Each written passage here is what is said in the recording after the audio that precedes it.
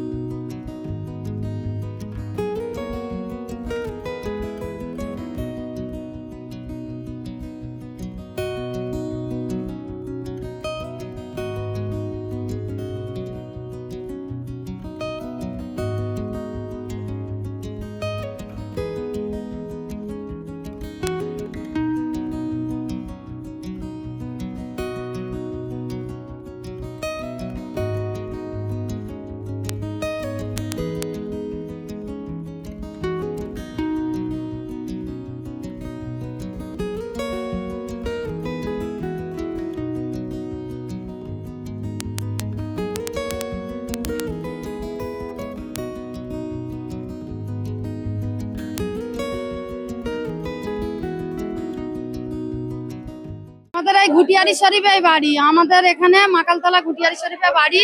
কিন্তু এখানে দুই সম্প্রদায়ের লোক, এখানে আমরা সবাই বসবাস করি। এই এত বড় একটা মেলার কারণে আমরা চাই শান্তিভাবে সবাই মেলাইতে ঘোরাফেরা করি, কিন্তু রাস্তাঘাটের জন্য যে রাস্তাঘাটগুলো যে সোজা হবে, সরকার সেদিকে লক্ষ্য রাখবে। রেল লাইনের পুরো কোল থেকে রাস্তাটা একদম খারাপ। আর এই যে রাস্তা খারাপের জন্য কত গাড়ি ঘোড়া, অনেক সময় অনেক রকম অ্যাক্সিডেন্টও ঘটে যাচ্ছে।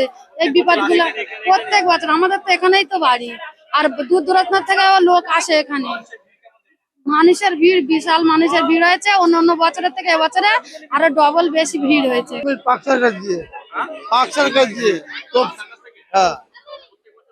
হ্যাঁ, ভালো হয়, ভালো লাগে মন্তব্য করে, এই জন্য পাওয়া যায়, দিল দিয়ে ইয়াদ করবে সব পাওয়া যাবে।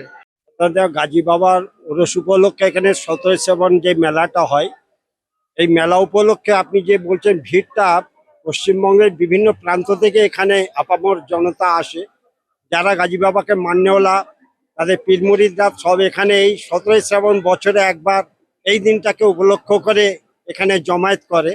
আজকের দিনে মানে গত রাত্রে মানে চান করানো হয়েছে মাজারে, এবং আজকের চাদর চলবে গাজী বাবার মাজারে। সেই উপলক্ষে আজকে 17 শ্রাবণ, এই দিনটা প্রতি বছর মানে ভিড়টা হয়ে থাকে এই কারণে। এটা একটা প্রখ্যাত নাম হয়ে আছে পীর পুকুর, এখানে অনেকে অনেক মান্যত করে, সেই মান্যত অনুযায়ী আমরা যেটা দেখেছি দেখেতে বাচ্চাকে তার বাচ্চার মান্যত হিসাবে করে, মানে শরীর খারাপ অসুস্থ থাকলে এখানে পীর পুকুরে ভাসালে তাদের ওই মান্যত গুলো পুরো হয়। এখানে একটা পাথর আছে দেউনির পাথর, যেটা দেউনি বলে মানা হয়। এখানে নর্থ বেঙ্গলিরা আসেন, বেশিরভাগ হিন্দুরা আসেন, গাজী বাবাতে বেশি মানেন।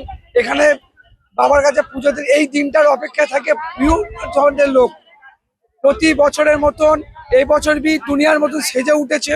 ওয়াকফ বোর্ডের ইনচার্জ সিরাজউদ্দিন দেওয়ান তার হাত দিয়ে ডেভেলপ হচ্ছে দিনকে দিন, লাইটিং থেকে শুরু করে সবই সুন্দরভাবে সাজাচ্ছে, কাজ ভালো হচ্ছে।